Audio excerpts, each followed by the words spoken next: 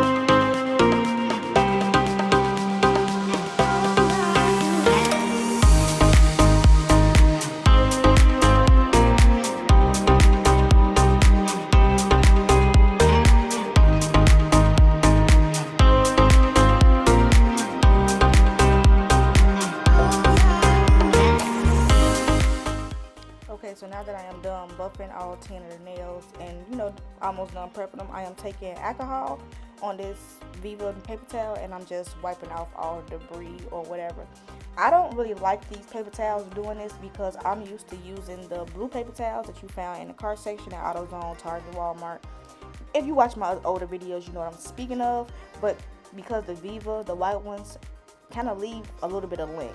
And when doing this, if you're actually using gel polish, you want to make sure that you don't have any lint, because that will show through the nail, through the gel polish.